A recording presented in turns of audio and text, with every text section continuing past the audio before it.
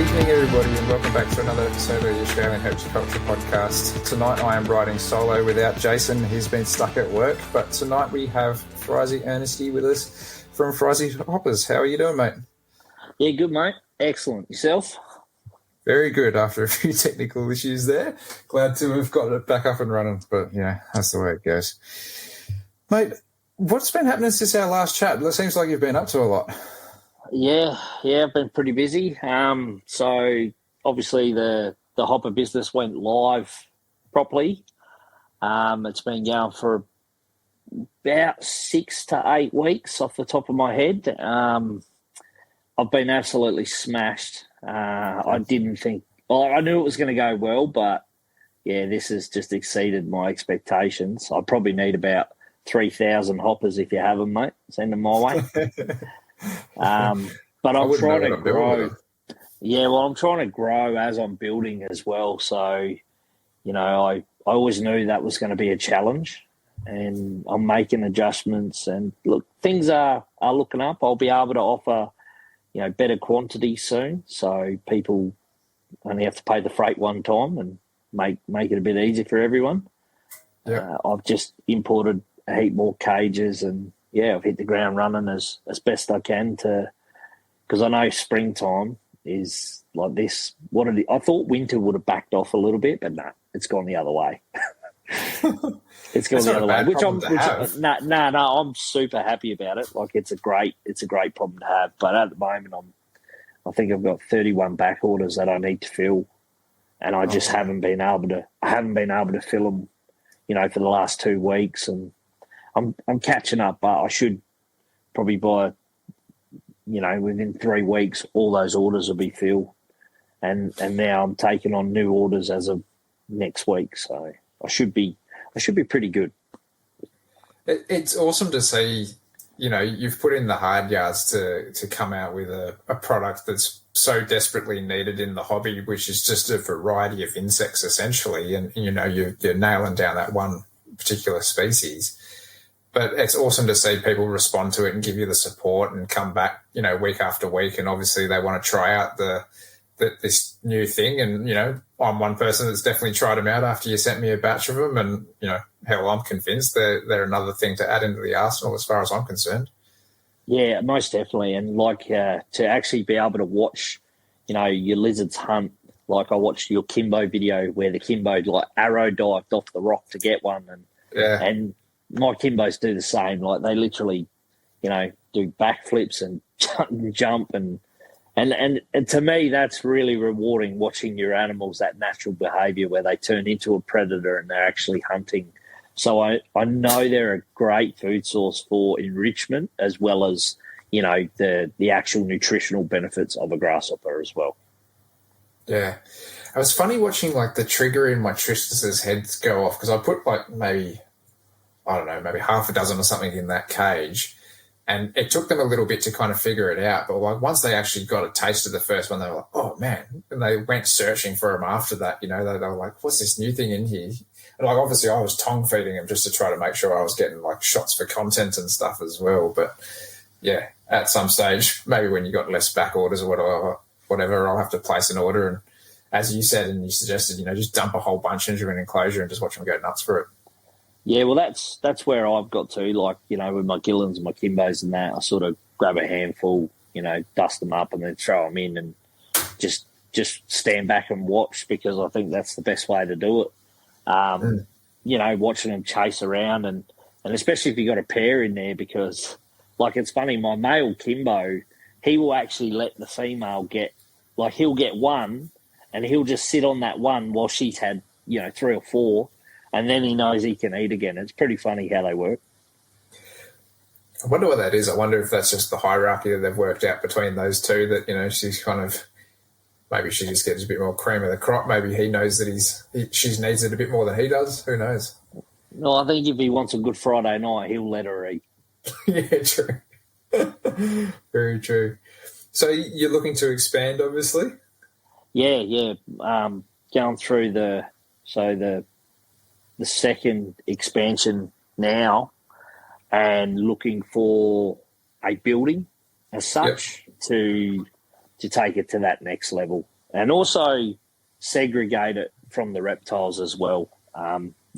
Grasshoppers require specific requirements that, can sort of clash with reptiles. So they're great in small volume in a reptile room, but when you've got mad volumes in a reptile room, you probably have to look at, getting something done about that. So I was looking at, those Hatco crib up buildings and stuff like that. Oh, yeah. 40-foot buildings. You pick them up for around about 20 grand. They're, pretty reasonable, and they'd be a great little facility for them. But now I've decided that I may as well go bigger and do it once and do it right. Well, I mean, if the market's there and it's going to be, an investment on yourself, and obviously, if you're going to have the clientele keep coming back, then why not? Yeah. And the other side of it as well is, but doing it, from home, it's great, but you may as well have a building that, even if you're not doing it anymore, that adds value as well. Yeah, exactly. I mean, it is a pretty extensive kind of job anyway, isn't it? It's not like it's not like a roach colony. Nah, it's not. It's not set and forget. You don't get to do that with grasshoppers. They people don't realise they do require a lot of work, and they eat a lot of food as well, like a copious amount of food. So yeah, you just have to find that balance and get it right. And yeah, I'm really, really happy and confident with where this is trending. And yeah, I'm super thankful to the people like yourself and Tyson over at Doc Merton, and Aaron Hopper and Scotty Kickham and people like that who have really supported me, Lockie Harris, and got me going, and they consistently show up, every week, fortnight, month, whatever it is that I can supply, which is really, really good.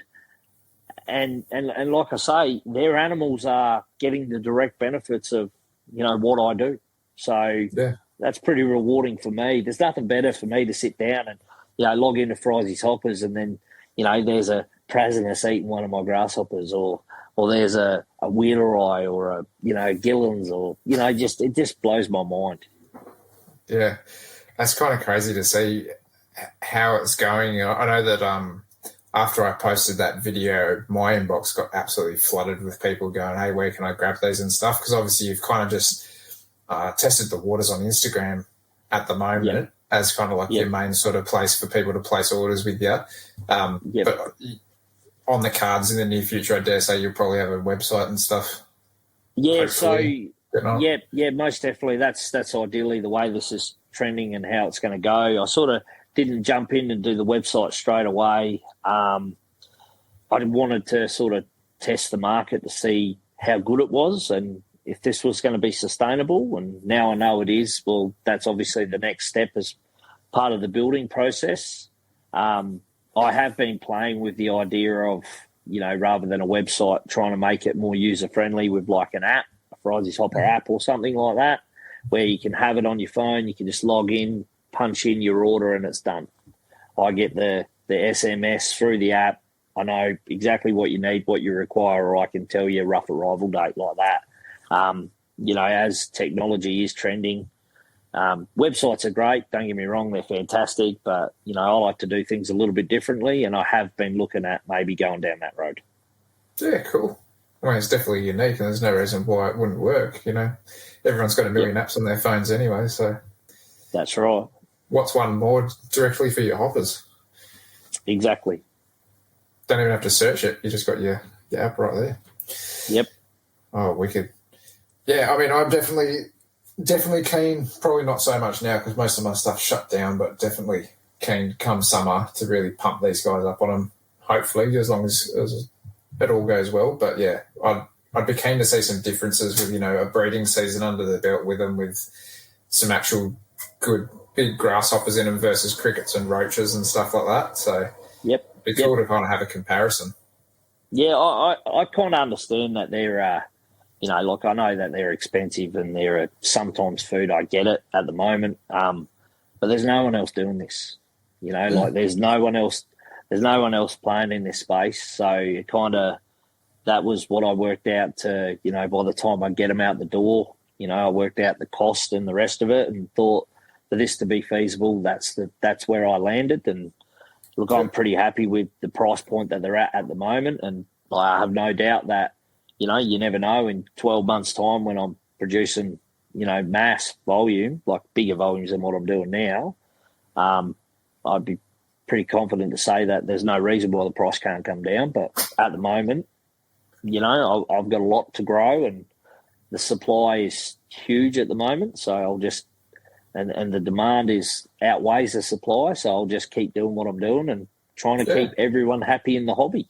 I mean, I haven't even, I've had that many pet shops reach out to me. I've had zoos reach out to me and, I'll be just flat out honest. I haven't even got to them yet. It's not even a case of I don't want to. I just haven't been able to. Yeah.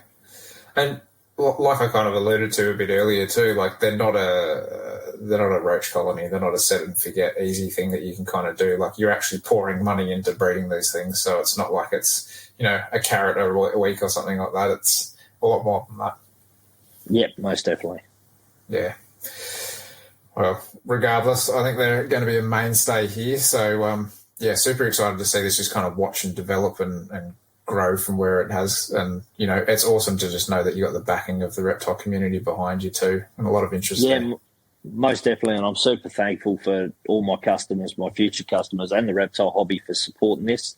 I will say this, you run a cricket colony or a couple of woody colonies and you'd be lucky to, I don't know, maybe use a kilo of food a year. With the hoppers at the moment, I'm going through roughly 25 kilo a week of just leafy greens. That doesn't include any other vegetables. Jeez. That's just leafy greens. Yeah, wow. So that doesn't include the stuff that I put in, for treats and stuff like that or any other vegetable. It is just at the moment, just the weight on the leafy greens is 25 kilo a week. Yeah, and that's not cheap. No, not at all. Oh, awesome. But did you have anything else about the hoppers you wanted to bring up before we actually get into the meat and potatoes of a bit of reptile talk? Like I say to people, I've been doing this now for, 2+ years on the hoppers. I've bred multiple species of hopper. People don't realise that, the work that I've done with these grasshoppers is quite extensive for, the insect world is unbelievable. And there's a lot of unknown because there's so many species of so many different bugs. It is ridiculous. And half the grasshopper species, in the area where I'm from, aren't even described. They've just got a number. That's it. Oh, wow. They've just got a number. So, I weaned out from I think there were 7 species I was breeding. I weaned them out for the reasons of, they weren't going to suit the reptile market. They took too long to grow. They weren't big enough. They needed a more varied diet than what the ones I've got. And I worked it down to this particular hopper, which is an Australian native, and it's a grasshopper too, the giant grasshopper. And I am super happy with every aspect of this grasshopper for the feeder trade. Oh, that's pretty so good. A lot of work's gone into this grasshopper, and I get a lot of people message me going, hey, I want to breed grasshoppers and stuff like that. And it's all I'm going to say to people out there is I'm super thankful for anyone that messages me and stuff like that. But it's taken me, over 2 years of hard work to get to this point. I'll say to people, if you want to breed grasshoppers, do what I did, do your research, Yeah. Do your research. Cool. So, yeah. Definitely a fair call. And, we've kind of talked off air about a bit of the stuff that you kind of get up to with it and that, and I can definitely say it's way too much work for me. So, I wouldn't be giving it a crack myself. Yeah, and like I say, it's not for everyone. It's like cricket breeding. I breed enough crickets when it comes, baby dragon season, and by the end of the season, I'm ready to throw them out and not do crickets ever again. Look, grasshoppers are different because they don't smell, so that's the winner. They don't smell at all. They have zero smell, and they don't make noise. which is another huge plus.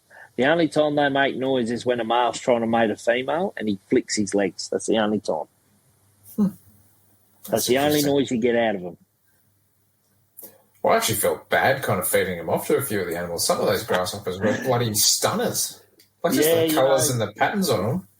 You know, I've had a couple of people message me recently saying, I feel terrible for feeding these off. I now want to keep them as pets, which is hilarious because I'll be honest, I've been a reptile guy my whole life and a bug's a bug. So a bug is basically reptile food. Doesn't matter what colour or, size it comes in, a lizard can eat it.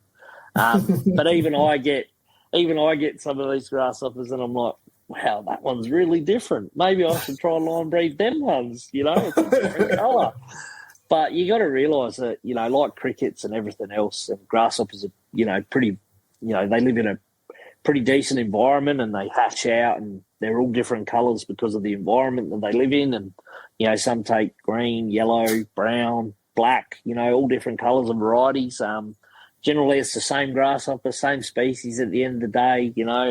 I haven't done enough work to go blacks make blacks or anything like that. But, yeah, at the end of the day, they're just a grasshopper and you get some stunning individuals. Yeah, some of them were. They change a bit, though, as they age, I'm assuming, going off that large one that you sent me being like kind of a bit more grey. Yeah, they all go brown. Yep, they all go brown. Yep, they all go brown. And the species, so the same species in Queensland, northern New South Wales, northern Victoria, across to WA and, the Territory. Further north, they're a lot lighter than the southern form, which makes a lot of sense because it's always warm and tropical up there. So, look, to be honest, I'd love, multiple types of grasshoppers, not just the ones I'm working with now, but I'm still waiting for all my friends to send me a couple of batches so I can get them going. We'll see how we go with that. Oh, cool. Add into it. All right, mate. Well, let's move on from the grasshoppers for a tick and let's talk about how your breeding season went this year.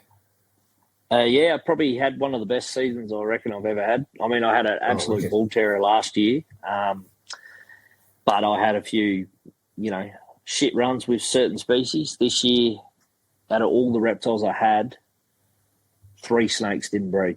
Out of everything I had, just 3 animals in my whole reptile room. So it was a pretty stellar season. And believe it or not, like I know it sounds absolutely fucking stupid, but the 3 species that didn't breed was a stimmy, which I just don't know what went wrong with her, and 2 carpets, which, I'm kind of scratching my head with because I generally produce them every year I play with them. And, this year wasn't a V. So back to the drawing board for those ones. Have you bred those particular animals in the past? Yeah.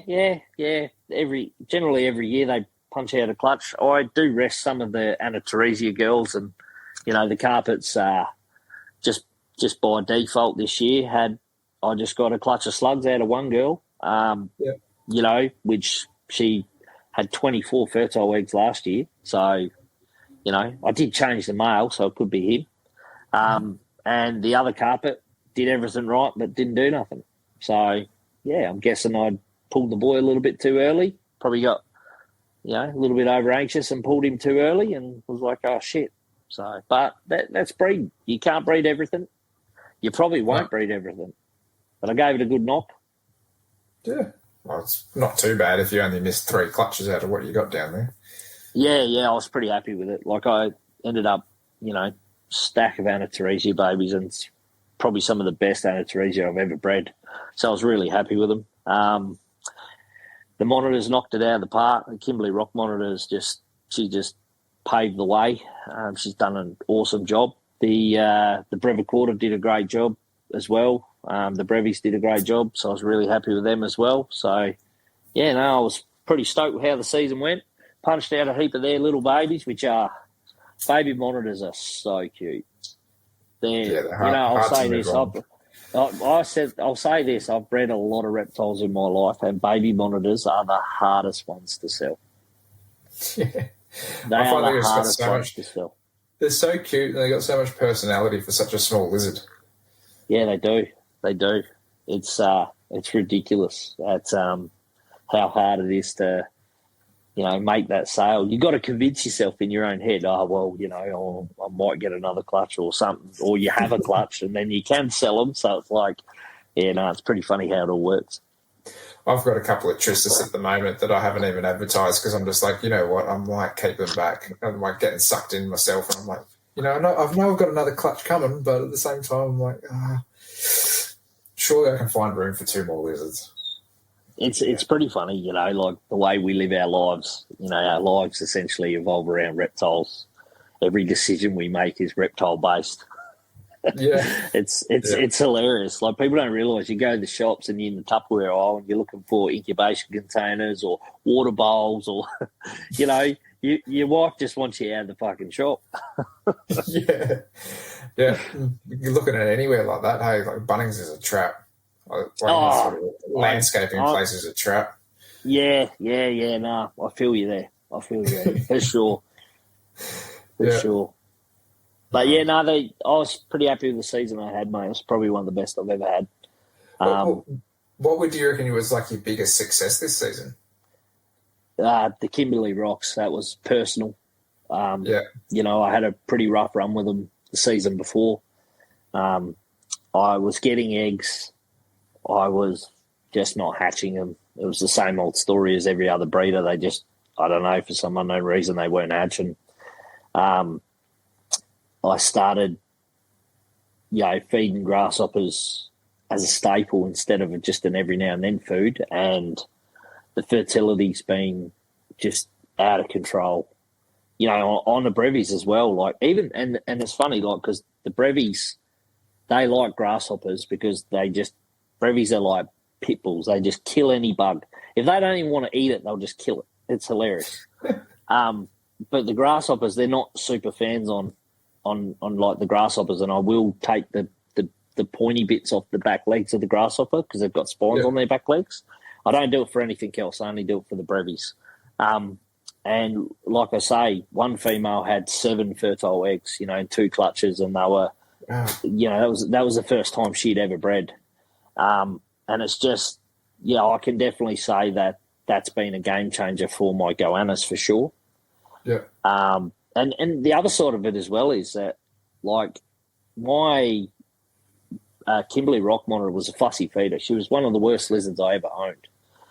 And until I changed her to grasshoppers, and now she just basically exclusively eats grasshoppers and a bit of egg every now and then to boost her. But it's just ridiculous. She's just a different animal now. She's a different animal. And I recently I've got, a couple of pairs of brevi, and I had one that was, just a little bit thin.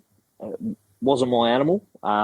And, mate, it's bounced back like you wouldn't believe, just off a couple of grasshoppers. Just pull the spiny legs off and chuck them in, and mate, the animal looks sensational now. That's crazy, isn't it? It's crazy just what little triggers can change animals. Obviously different nutrition and stuff involved with it. So, yeah.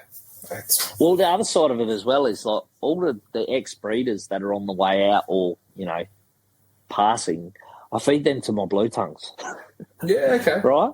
I feed them to my blue tongues. And, like, even if they're, like, because, like, say, for example, a grasshopper lasts, in my conditions, 8 months, sometimes 12 months, depending. And, like, they look pretty ratty when they're getting a bit old, but the blue tongues don't care. And, mate, the blue tongues, they only get a few, but, geez, they're in good nick.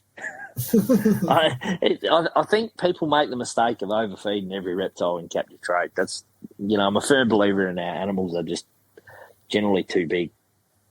Oh, 100%. It's a trap. I think it's a big trap. You hear people feeding big rats to carpet pythons weekly and stuff like that, and it just does your head in sometimes, I think. Because you're just going, man, what does that snake look like? It's got to be like just so rotund if it's eating big things. And that goes for anything. I've seen plenty of fat goannas out there, like dwarf goannas and stuff. I've fallen in the pitfall where I've been trying to feed up females myself, and males come down and grab whatever because you're not watching or something like that, and then all of a sudden you've got a bit of a chunky male. But then I find that you just need to almost starve a few animals just to make sure they're actually getting skinny again. Yeah, just turn them off. And, like it's almost a natural response, to dealing with obesity in reptiles is just turn them off. I mean, they just quieten down, they lose the fat fairly quickly too, like I had a Brevi male that was probably on the bigger side. Mate, I just turned him off for 3 weeks and he lost all that condition really quickly and he's great now. Like, he's a sensational lizard. Yeah. Just got to watch him because he's one of them ones that will eat every bug in the cage before she gets them. Yeah. God, they're pains in the ass like that, aren't they? They are. I've got a couple of Gillen's males that are like that where, I've almost got to make sure that he runs down for a bug so I can hold him in a hand so that I can throw in bugs for the other girls or whatever to eat. And he's sitting there squirming, looking at the bugs. And I'm like, no, mate, they're not yours. Well, the beauty with the Brevi is you just put a plastic container in the cage over the top of the Brevi. It's got holes in it, and you just chuck your bugs in. You make sure she's had 4 or 5, and then you can just pull the container off and he'll go and, grab 1 or 2 what's left, So much easier. It's just easy. I've got a container with holes in it that I use for like hatching Anatheresia, and it's heavy enough that he can't actually push it around the cage, and you just sit it over the top of him, and it sort of separates him from her. Is it transparent so you can see her hunting? Oh yeah, he's not happy about it. Yeah. He's not happy about it, but he knows he's going to get fed, so he's pretty good. But like he literally would eat whatever I put in there. He'd eat the whole lot and leave her with nothing. So and the other side as well is he's a bit of a shithead because he's a bit of an aggressive feeder. And the thing I don't like about like monitors, when they grab the same bug, it's just a nightmare. Mm. Especially if they grab each other on the mouth or something like that, and then they're chugging on each other's faces. And, or legs or fingers, and that's generally how they lose toes, and, they bite each other's faces and stuff like that. So, I don't have a problem with the Kimberley Rocks because they're actually pretty good. The youngsters generally grab the same cricket every now and then or something like that will happen, But the Brevis, you just have to throw a couple in and a couple up the other side like you do with your Gillens, so that like you go eat them ones and you go eat them ones. And 9 times out of 10, they both run to the same bug anyway. Yeah. Well, just to give you the shits. I tend to find that my hatchlings are the worst at that because they're just so like food responsive, movement responsive and everything. Whereas I find the adults are a little bit more switched on where they're kind of a little bit like, oh, that's a lizard, not a bug. But I don't think between my Tristis and my Gillens, I don't think I've had that issue with the adults. It's more just their hatchies. Yep. But can't speak for Kimbos because I've only got the one. But Yep. Soon to get another. Yeah, I'd love to get another one. Definitely. See if I can get a boy for her one day when my pockets are a bit deeper. So how are the Brevis actually doing? Like, we never really actually touched on how they're set up with your setup. I was kind of listening to our previous podcast before and we kind of skimmed across that, I reckon, a little bit. So do you want to just run us through how you've actually got their enclosure set up? Yeah, so I run mine I used to run them in like 800 by 800 by 450 highs. Now I run them in the 1200. I just want to give them a little bit longer floor space. I mean, the 800s are good. They heat up real well. Which, the beauty for Brevis is you got to keep them hot. Like they just love the heat. So I've got them in 12s by 450s by 600s. So 600 wide, 1200 long, 450 high. Just got a 75 watt basket light in there, and then obviously a T5 Arcadia 6% UV. Mm-hmm. I pretty much keep a reader stack under the basking light, but it only goes too high with a little ceramic, those things that go under plants, the ceramic pot holders, they hold the pots. Them. I've got a few of them broken throughout the cage, so they've got, other areas that they can sort of duck down into. And I've only got, on that cage, I've only got 3 vents. That's it, 3 vents. So it just holds the heat really, really well. Yeah, right. yeah, I run them like that, and then come winter, I just turn them off. Like I'll leave the UV on for say 2 or 3 weeks, but if I'm getting if no one's coming out to look around or whatever, that goes off as well. Yeah. And then, sort of 4 to 6 weeks later, I turn it back on. I'll turn the UV on for a week just to sort of, wake them up, and then turn the heat on. And by that time, like I pretty much bring my monitors on the same time as I bring my blue tongues and I bring my pythons, and it's all connected.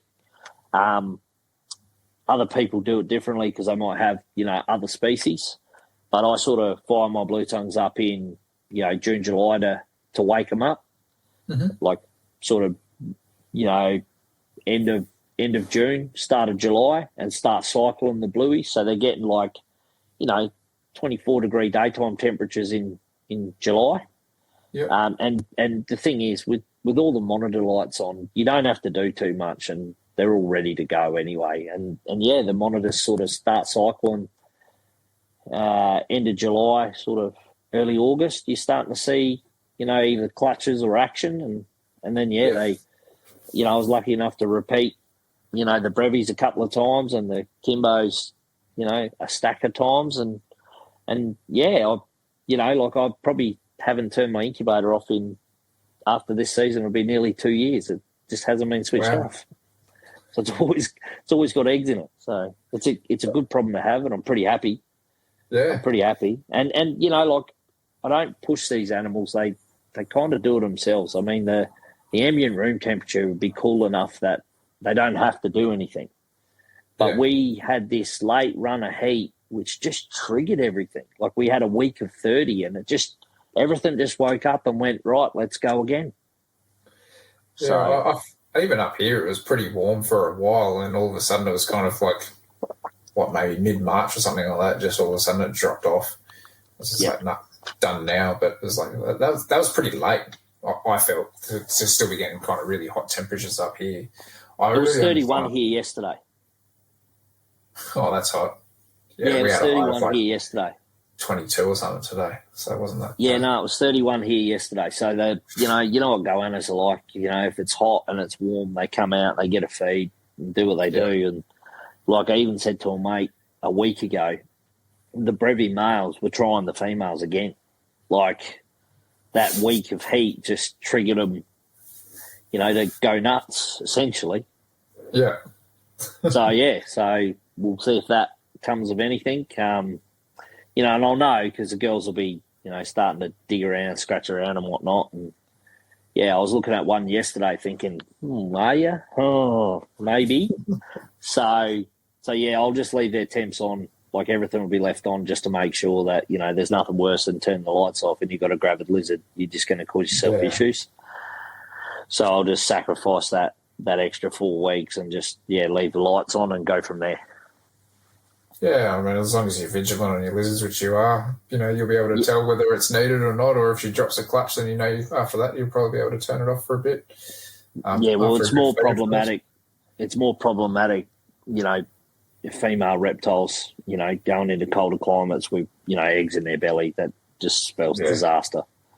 So, if you have to leave the lights on for 3 more weeks to make sure that, there's nothing in her, then so be it.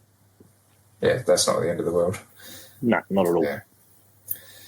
So I'm going to throw a bit of a curveball question your way, which I don't know if you read through them. You must have read through them, I'm sure. But you kept a lot of knobtails in the past. So I just wanted to see, obviously coming from the past where I'm assuming that you would have been keeping a lot of those knobbies in probably rack setups and pretty simple and stuff like that. Yep.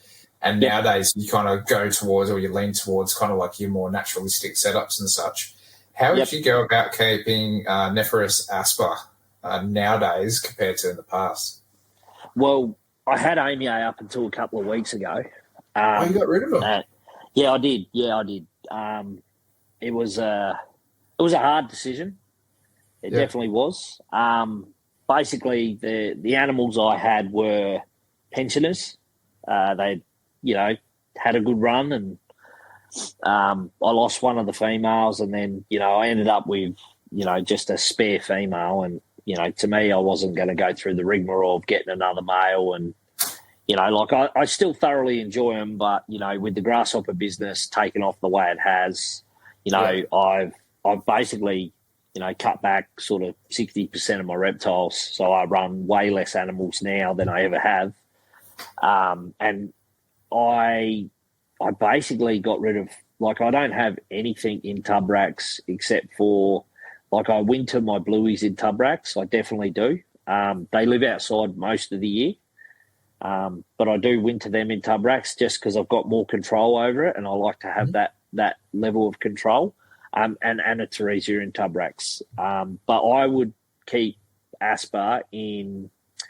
I really am digging on the Reptile One 900s, those cages, and I would put like a rock wall in it, and I would keep them with, you know, like those little 25-watt heat globes through the day. And then I would also supplement the heat of a nighttime with like a nighttime globe so you can go in and watch them. One thing I'm getting back to, like you said, is more natural cages where I really like to go out there and sit in front of the Kimbo cage for a good hour. And like an hour goes like that. People don't realise how quick it goes. Like you just, I'm kind of getting back to that. And I fucking love it. Like I'm kind of kicking myself. I, you know, tried to keep out of convenience for a lot of the years, and now I've just had all brand new cages built. They'll be here on the 7th of May. Shout out to Dan Marshall, your legend. And my Kimbos are going into 1600s by 1200s by 800s. Awesome. So there's two of them. I've got two of them built for 2 pairs of Kimbos. I've got the universal rock wall as well. That'll go up the back of them. And then I'll probably holler at you just for the 2 sidewall prints. Oh, yeah, sick, yeah. Yeah, because I'm thinking that's where the vents are going to be, on the sidewall and then in the front, obviously. So it kind of makes sense because the thing, like, I love the universal rock backgrounds. They're the best ever, but they kind of, you know, they're not vent friendly. No. They're not. That's the way I'm going to go with them. And then obviously I'll get you to like print the Gillens as well. I'll do the Gillen cages as well. Yeah. And then I should be pretty good after that. And it would be it's just nice to be able to walk in and have, like, I've seen your monitor corner and I love it. I think it's great. Yeah. I'll be able to just have one wall of monitors, which I'll be stoked with. Like, really, really stoked with. So you've got other cages again for that wall then, I'm assuming, apart from just the Kimbo cages. You got your Brevies and your Gillens going in there too. So what sort of size cages are those guys going into? So the Gillens are going into 800 cubes. Oh, wicked! Yep. Yeah, so they're 800 cubes. I've kept Gillens plenty in the past before, and been pretty successful with them a long time ago. And I actually had the most success in get this, it was a glass tank. It was built by like a local reptile supplier back in the day. Thing weighed fucking 2 ton. It was a glass tank, right? And it was 6 mil glass. So it was the big stuff.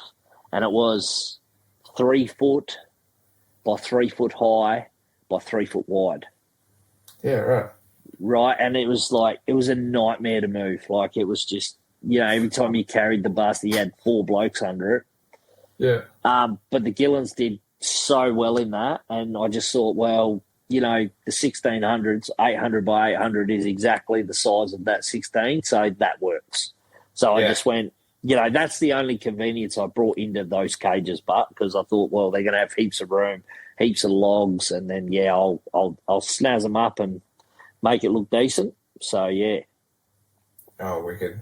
Oh, that'll be cool. So, I can't wait to see this wall all built. Yeah. So it'll be, I get everything on May the 7th, and then it'll probably take me, 2 or 3 weeks to start decking them out. And my plan is so I don't, overwhelm myself, because that's easy to do as a reptile keeper when you've got a heap of cages to do, is I'm just going to get a couple done at a time, put them in there, get the next couple done, put them in there. So I'm not like, at the moment, everything's in, really good cages, and we're coming into winter, so I've got a bit of time on my side to get them done, essentially. Yeah, there's no time to be moving them, from where they are now into something new. That's a spring issue, and at least you kind of got winter on your side to be able to tinker around and have a bit more time up your sleeve to do it at your pace. That's right. That's what I found recently myself, finally pulling my finger out. I was able to complete my Synctus tank this week, and I'm going to start on my Ruffy tank maybe in the next week or two as well. Yeah, well, I would probably still have Asper if they were easy to get, but they're not easy to get anymore. Like, there's not heaps of breeders around, and that makes it makes it really difficult. And like, I still want the banded Asper. Like, I was I had the original banded Asper back in the day, so there's kind of unfinished business with that animal. So it's just another one of them things. But look, to be honest. Once I get the right balance and, I'm happy, like I just added the Epsiloluses, the Pilbara pygmies, and they're great animals. Like, they're fantastic. And they're going to go into an 800 cube as well. But I'm going to do like a rock wall for them so that they can, just have a bit more of a vertical playground. Because suits the species, right? Yeah, and I like, where I've got them now, I've got them in one of the Reptile 1900s, and they only come out when the lights go off or when I'm feeding them. That's it. That's the only time I see them. So I'm thinking if I can get them in an 800 cube, get them comfortable, let them settle in, hopefully it'll result in a couple of bubs, Yeah. Oh, that'd be cool to see, though, especially, a really big, nice tank with them in there, and it's a beautiful red rock to kind of match that skin colour on them. That'd look fantastic, I reckon. Yeah, most definitely. So I'm pretty keen to get them into one of the 800s as well.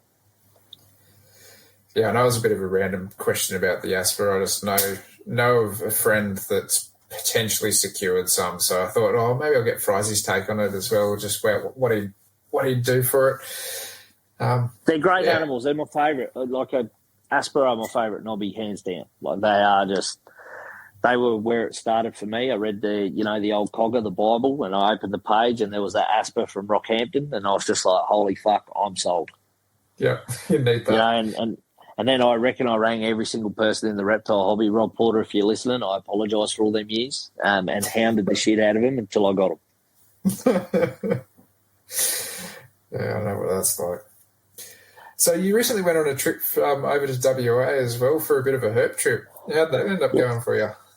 Yeah, it was excellent. So basically, my lad had just finished year 12 school, and he was sort of sitting around, trying to work out what he wanted to do next. And, mate of mine, Scotty Ryan in the West, messaged me and said, originally we were going to go over in February, but there was still, not COVID issues, but there were still issues with shit in the border and the rest of it. And, they were ironing out. And then, he messaged me and said, we're going to go over at this time. And I thought, well, hey, man, I can take time off work. I was owed, I could take time off. And I said, hey, do you mind if me and my lad come? And, he said, fuck yeah, let's do it. So it kind of worked out well because went over with Matty Manning, Tyler McKay and Scotty Ryan and Matty's lad Jacob and my boy Lockie, and it was fucking brilliant. Like, it was like so good. To herp another state is just, it's the best because, you herp your own state and you take for granted the shit you see all the time, like sleepy lizards, blue tongues, beady dragons, and where I live, they're, really common. So to go over there and see, some of the species we've seen and the numbers we've seen them, it was fucking ridiculous. So we started in Perth, obviously, shot up to, along the coast there, found a heap of Begona minor, so beady dragons, the western beardies, nice. the little ones, which, to me, they were pretty cool because, I'm used to seeing the big, Viticeps, big inland. And, you're finding these little beardies and they're adults and, they're like Henry Lawsonite, so to speak. They're probably smaller than Henry Lawsonite, realistically. But they were awesome to find. And we found Strophoros, which was pretty cool. Nice. I get, intermediates and stuff like that here, which is, pretty cool. But to see another one in another state, it was like you're just seeing their relatives. It's so cool. Then we punched on further up to the Murchison and, we were finding things like depressor and cordolineatus, so striped tail monitors, in really good numbers. And just the habitat is just, there's nothing there. There's nothing there. I mean, I sent you a video of the habitat. I posted on my story on Instagram. You look at it and you just think, what would live here? Yeah. This is... And, well, and Western netteds, they were fucking everywhere. They were just, and it was so nice to see because, I've drove up to Alice a few times and, out back South Australia and seen, central netteds, which are one of my favourite dragons. But to see a Western netted, in its natural habitat, that was cool. That was I was pumped. I was pumped. It's kind of cool when you can find like I was kind of talking to you, I think before we hit record, is as you say, like the kind of cousins, for different species and stuff like that, where you have, your Westerns and your Centrals and stuff like that. Like one of my big targets last year was to see a few strophs, and I managed to tick off 3 strophs in a year, 3 different species, and I was like, that was like a big achievement for me. But it was so cool just to see the individual species and go, oh wow, they really are so much the same but so different. Yeah, most definitely, and to see, we didn't get much gecko activity because, we were so. Going up to the Murchison region, the roads were all gone. They were just washed away. The bitumen had gone. Wow. So the roads that they had made were like graders that had just sort of pushed a track. And, obviously when they had those mass floods, they're still that. The road's going to take another, 2 or 3 years to fix going all the way back up that way. So when we finally got up to Murchison, basically, we found out all the roads were closed, and there was a good reason why the roads were closed. We were driving through mud and water for a fair old fucking whack of the drive, and we didn't realise, but all the road signs, because they'd been sitting in water for so long, had fallen backwards into the mud and water. So you don't actually know, and it was, we had to sort of head home early because they were getting another big rainstorm, and we probably wouldn't have got that dirt road out. Realistically, it probably would have been underwater. But it was cool to see, we've seen some frogs up there as well. And where I'm from, there's not a great deal of frogs. So, just seeing different stuff is just awesome, man. Even just seeing black cockies and, it's just excellent, just really good. And the weather was, for the first 2 days, probably 3 days, was perfect. It was, 32, 33 degrees and just perfect. Yeah. No wind. Do you find that it kind of almost rejuvenates your love for the hobby and stuff as well in some 100%. Aspects? Because it's kind of just it's a relaxing thing, but it's also something that's reptile related that kind of just, I find it's really recharging. Yeah, it is. And, it also gives you a kick up the backside saying you can do better for your reptiles. It's just that simple. Yeah. We all think we have these things worked out. We might have them dialed in or dialed into captive keeping and stuff like that, but you can always do better.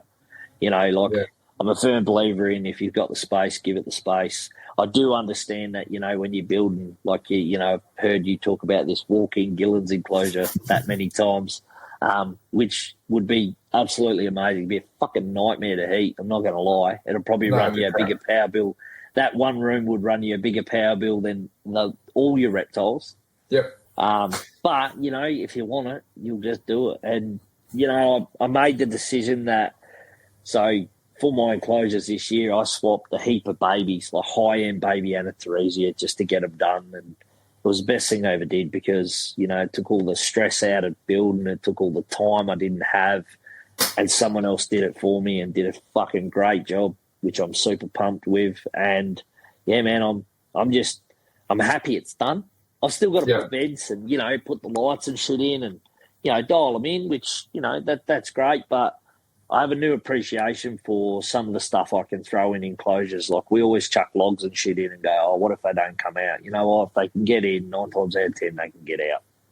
And I let my staff be as cryptic as it wants nowadays. I mean, you know, I like to see the stuff like every other keeper. I'm one of them people. But, you know, like over time, everything gets used to how it's been kept and, you know, provided the right enclosure. You know, like my baby Kimbos, the last ones I got out, you know, I opened the cage and they come out and they don't mind a little chin rub. And, you know, that's just, you can't take that away. That's just brilliant. Yeah. It's really enjoyable. I always find it is rewarding when you do kind of have those experiences where you can actually kind of interact with your animals. It makes it that little bit more precious. Like I know I've got a few animals that were really cryptic and now they're not so cryptic. Like they're just way more trusting of me, and they'll come out, they'll hang closer to your hand or come up and sniff your hand or something like that. You know, that is sometimes it takes years, but you know, they get there. Yeah, it does. It does. And like I say, I mean, you know, I bred a Kimbo last year who, you know, she was, you know, really flighty and a bit of a pain in the ass, to be honest, as a captive. You know, she'd do $160 around the cage in about 5 seconds, you know. Mm. Now she lets me chin rub her, scratch her, and she's going to be, I can tell she's got the makings of being a fantastic animal. Yeah. You know? Yeah. Oh, so excellent. It definitely rejuvenates, but it also makes me want to do more too, mate. It makes me want to, you know, like I'm already planning. So the next time I go to the West, I'm going to the Pilbara.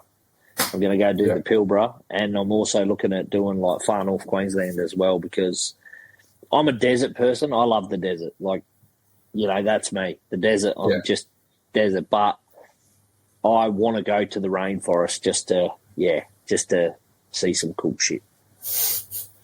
Just sweat out your ring hole. Yeah, most definitely. Most definitely. That'll be a bit different, that's for sure. Yep. That's the one thing I do like the desert for the lack of humidity. Yep. That's quite nice, is to kind of get away from that sometimes. Yep.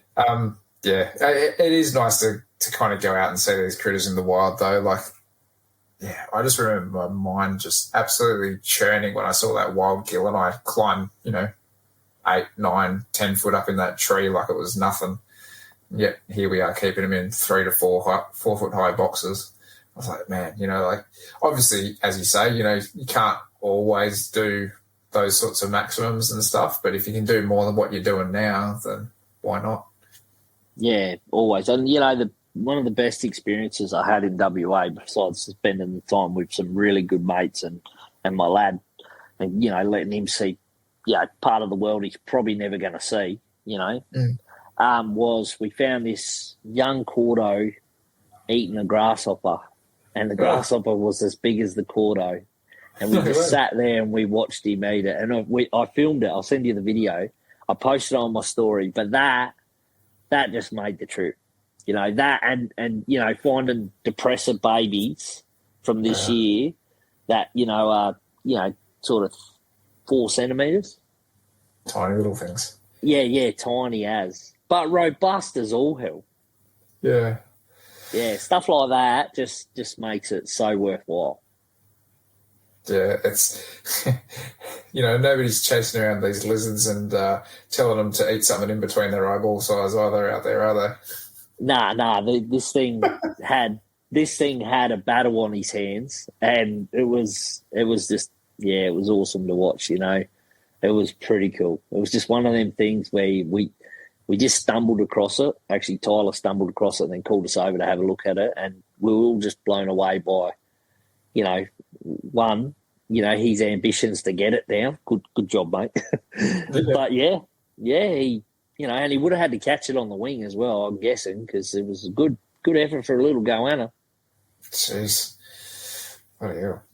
It is cool when you see stuff like that. Like I was telling you earlier, we found a baby Centralian blue tongue that was like munging down on a fat-tailed gecko. And, you know, the gecko was about half its size at least. But, kind of interrupted his meal, unfortunately. But, Yeah, that generally is. And that was our fear as well, you know. We were sort of looking at him going, I hope he doesn't spit it out. The little bugger's probably starving, you know. Yeah. But no, he just disappeared into the crack with it once he got it, you know, a fair way down and was going to finish it in the tree. So good on him. Solid effort. Yep. So last time you were on, we kind of really briefly touched on how you catch some insects for your ammo that you had. Yep. And what were you actually using? Was it like a mozzie light or something like that you were catching moths or something with? Yeah, so most of the time on the warm nights, you just leave your front porch light on and see what pops up. But then you can get creative and you can use like a really powered like candle light, and where you hang your washing up, you put a white sheet up and then wrap it around the light and put a bucket down there. Oh, yeah. We'll put the light in the bucket, and most of the bugs hit the sheet and fall down into the bucket. And you'd be surprised that, like I said to you before, the bug world is just, it blows my mind. Like, I had zero interest in bugs 5 years ago. In fact, I was just like, nah, I'm not doing that. Get it away from me, you know. But I have such a new appreciation for the bug world. It is crazy to think of some of the stuff. And, like, you know, of a night time, you know, a warm night, you get praying mantises and, you know, moths and all sorts of, you know, flying insects landing in the bucket where the light is. And, you know, like, I'm not opposed to feeding this stuff to your animals. Like, I'm well aware of, you know, a lot of these insects have, you know, gut parasitic loads and stuff like that. You know, you can worm your animals to counteract that. But these reptiles have been eating this shit forever and a day. And, you know, I know that, you know, having beady dragons outside in pits for so many years and blue tongues and stuff like that. And, you know, you go down to the pit one day and there'll be a beady chewing on a praying mantis or something that's landed in the cage, you know, a big moth or something like that. And they're fine.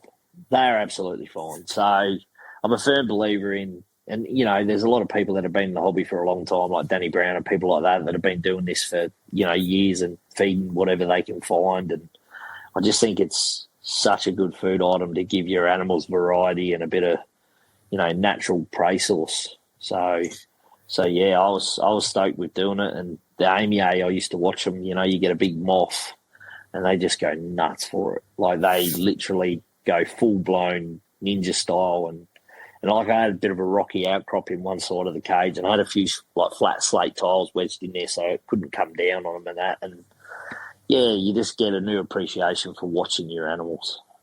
Yeah, I think it's something that I really want to try this spring, is to kind of put together like a few bug catchers per se, just to try to see if I can kind of, you know, add, even if it's just for geckos or something small, you know, just to add variety back into there. And, you know, if it doesn't cost you anything, it doesn't cost you anything. Yeah, well, that's the beauty of it. I mean, the fact that you can just, you know, go outside and do it, even in suburbia, and get moths and stuff like that, you're doing all right. And, you know, I kind of understand where, you know, everyone's at, but, like, I started this grasshopper journey by going and getting grasshoppers and feeding them to my reptiles to see what would happen, you know. And I just seen the benefits, you know, just in like shitty feeders having great appetites. Like, to me, I was sold just after that. I was like, yep, this is the way of the future. And to be honest, you know, nothing against, you know, crickets or woodies or anything like that, but yeah, they're just, to me, it was just like, they don't smell, they don't make noise, and even the bugs that you catch, you know, on a Friday night under the torchlight on a sheet, you know, you don't need every bug that's in there, but, you know, when you got beady dragons, you pretty much make sure every bug goes in their cage that you don't want to feed off, because they'll eat it. They don't care. Yeah. And, you know, it made sense. It really did. It made sense. But what I noticed that with the amia and the geckos, and, you know, I bred geckos in tubs for, you know, 15 whole years. I just got to a point where I didn't enjoy it anymore. Like, I just didn't enjoy it. I felt like, for me as a person, that I was going another way.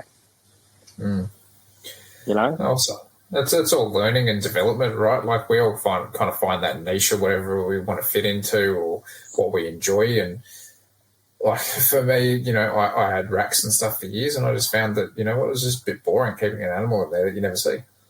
Yeah, so, the other side of it is, as well, is when I was a kid, you know, back before the permit days and before I knew what the law was, you know, as a kid, 10 years old, running around catching lizards in the bush, you'd come home and try to replicate the bush in their cage every time.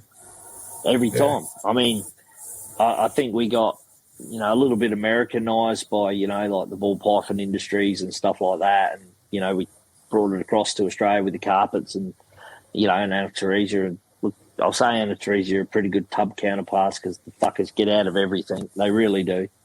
But, even my carpets, they're in enclosures now. Yeah. They're in enclosures. They've got logs, branches. They can get over shit. Get a bit more muscle control and tone back. So it's just, just changing a little bit. Going back to the basics. Keep it simple, stupid. Yeah, and sometimes Mother Nature does that best. She does. She always does. She balances her populations, when time of plenty, everything breeds. So, she basically got it worked out. We just need to replicate that. That's it. Well, mate, on that note, we might leave it there for tonight's chat. It was awesome catching up with you. It was awesome to hear a bit more about the hopper side of things and hearing the fact that that's going gangbusters for you. That's all positives. It can only go up from here. I do want to just say a big thanks to yourself for that YouTube video. No worries. I was absolutely smashed the week after. It was like ridiculous.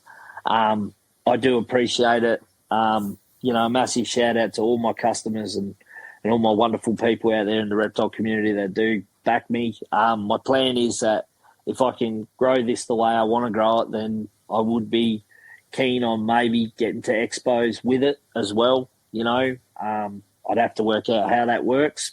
A lot of moving parts, but I'm pretty sure I could at least try and get to one at least and see how we go. Yeah, I mean, probably Victoria would be the best bet for you. Do you guys have one down there in SA? Nah, it went away a couple of years ago and it's sort of never come back. So I'd probably try hit like Penrith, I reckon. Yeah. Probably try and get to one of them. Yeah, wicked. Oh, it'll be even better. Better locally for me. Victoria would be another good one because seeing what they've got down there, that was a pretty big expo that they've just had. So but they usually do it the day after Penrith, don't they? That's when they usually do it. It's like you have Penrith and then the VHS the next day, and that's kind of like really shitty scheduling, for the reptile hobby in general. Even if you want to stall at both and you're interstates, bit of a logistical nightmare. So we'll see. What dates line up. I know the expos have only just come back this year after COVID and being away for so long. And I'll say to people that if you can get there and support them, then definitely go there. A lot of people and organisers put their time into this to, create a better hobby and showcase our animals. So we should definitely be trying to support them. Oh, 100%. And I've been to one. I'm hoping to get to a second one this year. And, missed Penrith, unfortunately. I was just too busy. You should be doing a podcast from one in your own booth. That's what you should be doing. Yeah. Again, it's kind of a bit of a logistical nightmare. Yeah, it could be hard because there's so many people that want to talk to you. Yep. Audio can be hard too. I know that there was, I think there was possibilities from one of the ones that we went to be able to do it in like a separate room, kind of to be able to take people away and have a bit of a chat and stuff. It's something Jason and I really want to do. It's just time and organisation. Yeah. No, I get it, man. I get it. And, I just want to thank you both for obviously having me on, and I appreciate it. And like I say, this is the best Aussie podcast out, so everyone get behind it and have a listen. You're welcome back anytime, mate. We always appreciate the support too. I think that's what this hobby needs, is just more people supporting each other and bringing everybody else up, it's move away from the negativity of it all. And, I don't know. Positive's good. Yeah, most definitely. And I mean, these platforms are all growing. People are, people are going viral every other day on every other platform. If you can use that for good, then you've done a good job. It's just that simple. I mean, I reach out to people all the time, all the time, and, help them out with their monitors or, whatever it is. If I've bred it, generally I've got a bit of a clue. I wouldn't say I'm an expert, but I'd say I've got a bit of a clue on, what you're potentially not doing right and what you need to change. And, you know, I've messaged heaps of people off Instagram after seeing their posts and saying, "Hey, man, maybe you should try this. You know, you didn't have a great season. Just tweak it a little bit." I think that you know, the knee-jerk reaction, a lot of people just, you know, if they have a shit season, they just change everything, and sometimes that's way too much for a reptile to sort of adapt to. Yeah, 100%. You know, and people got to understand as well that, you know, when you're buying breeding animals or ex-breeders from someone else, you know, they've probably changed hands a couple of times, and they need a little bit of time to settle in before you're going to, you know, actually do well with them. Yeah, that's a big one, I reckon. Most definitely. Like, I've seen that many, you know, ridge-tail monitors over the years, you know, go through, you know, 3 pairs of hands in 12 months, and then, you know, Joe Blow ends up with them, and it's like, it's not doing any well. And, you know, if you keep the animal for, you know, 12 months to 2 years, generally you can refine them back and get them going. Yeah, that goes along a lot of species. Like, I know, you know, Gillons seem to be a bit of a craze at the moment, and ebbs and flows there, but yeah, so I've seen heaps of people buy them and sell them within that kind of like 24-month period because they haven't turned out a clutch. I was like, they were way more painful for me to learn how to breed than Tristus or Ackies or Ories or anything like that. They were way more hard. But, yeah, a lot of people buy these animals and, you know, rip them up as quickly as they can, expecting, you know, to do well with them as well. And, you know, when you actually have a look at their cages and the requirements that they're giving their animals, like, you know, you might be meeting the animals' requirements on 2 levels, but the third one, whether it be feed, lighting, housing, you know, just hollows, whatever it is, you know, you really have to.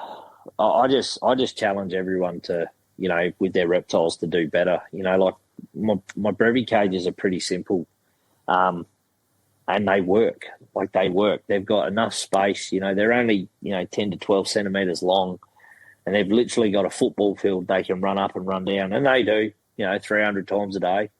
And every now and then I'll put something else in there, or even drop, you know, a spare male in there just to, you see, they scent mark, the brevi scent mark, so the males will just rub their ass all over the tile and all over the, you know, like, and then you put another brevi in an hour later and they just go fucking nuts. And it's, you know, enrichment, you know, like you did with your gum leaves, putting your gum leaves in, eucalyptus smell, you know, just stuff like that. It's just, you don't have to do it every day, but it does make a huge difference to how we keep these animals going forward. And, you know, like I was like yourself, I got to a point where tub racks, I was just like, you know, like, why breed, you know, a crazy looking blue tongue and then stick it in a cage you're never going to see. So, you know, I learnt my lesson. I did it for years and did well with it. And, you know, everybody else will, you know, have to find their own path. I get it.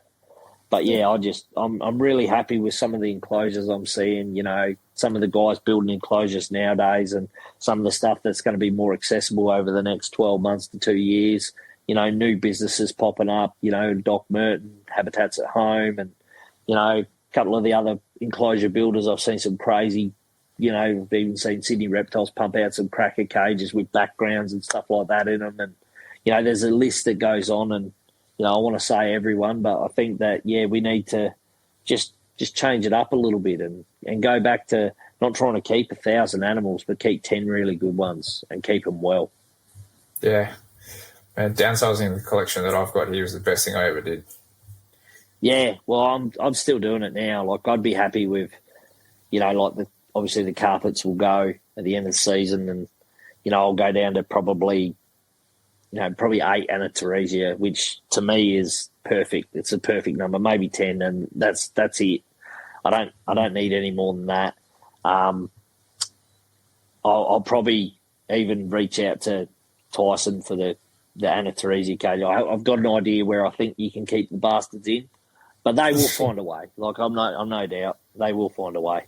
And for small monitor babies, like, you know, I know people just use tubs with overhead lighting and it works. It works a treat, you know, just to grow them, get them going and stuff like that. But the reptile 1 cages for small monitors, the swing doors, they are fucking sensational. They are cheap, they are easy, and they are sensational. Like, you literally can pick one up for about $250 and you can keep small monitors in it for 3 months that you don't even have to worry about. Yeah. I mean, I've still got raise out Gillens from last year in 45B, 45B, 60 except errors. Yeah, well, there you go. That's the same. You can get those in the reptile ones as well at that same sort of size. And as long as they're not growing too quick or anything like that, then they're fine in there. Yeah, well, like I say, I mean, it's just that first. I find that with small monitors, that first couple of weeks is really, really important. Oh yeah. With every species, like that's where it can go horribly wrong. Yeah. But it's like Anna Teresia. The babies, they're tiny. They live in tubs. They generally do pretty good. Like, I'm not going to lie, they do pretty amazing. And baby carpets are the same. And then as soon as you stick them in an enclosure, they freak out and go off food. And you're like, fuck, what have I done? And then you because it's always the same, man. It's always the same. So yeah, look, I'm doing better. I'm cutting back again. I'll probably get rid of 90% of my outdoor cages as well this year and run even less animals. And that's just a time thing for me. Like with the grasshoppers doing what they do, I don't actually have as much time to go out and tend to everything. And, with my job and that, it's getting a bit harder. So, it's a necessary sacrifice I have to make. But I've got a lot of good friends that all put their hands up for a heap of blue tongues the other day. So it's going to make my life very easy. At least there's no stress about getting rid of them either if you've got mates with them now. Yeah, and these are pretty nice blueies as well, but they're, the people that I know are fairly local, so it's just like, see how you go, you know what I mean? Like, just see how you go. As long as they're being fed, they're being looked after, and, the cages will probably go with them as well because, they're easy, so see how they go. Oh, good stuff. All righty, mate. I'm going to wrap it up here because I do have to head off to bed, but, mate, thanks so much for coming on. Did you want to just throw out any sort of information as to where people can find you? Nah, just all I'll say is if you want hoppers, hit me on Fryzies Hoppers. I'm trying to decanter the traffic from Fryzies Reptiles to Fryzies Hoppers just to save confusion because I have missed the odd order there that goes through you get an inbox, a general, and on the Fryzies Reptile account. So please, if you want hoppers, message me on Fryzies Hoppers on Instagram, please. Awesome. Alrighty, guys. So we'd like to say a massive thank you to Eric and Owen and the rest of the MPR crew for having us. If you'd like to contact them, it's best to find them at moreliapythonradio.com and email them at info@moreliapythonradio.com. Make sure to follow the MPR network on Facebook, Instagram, and YouTube. As far as contacting us on our social media platforms, you can email us at australianherpetoculture@gmail.com. You can also find us on Facebook and Instagram as well. To see more of what Jason is doing, make sure to follow him on Facebook and Instagram at The Gecko Effect. And for myself, you can find me on YouTube, Facebook, Instagram, and Patreon and Teespring under Beach of Scaly Beasts. We're happy to have you back next time for another episode of the Australian Herpetoculture Podcast. Good night, everyone.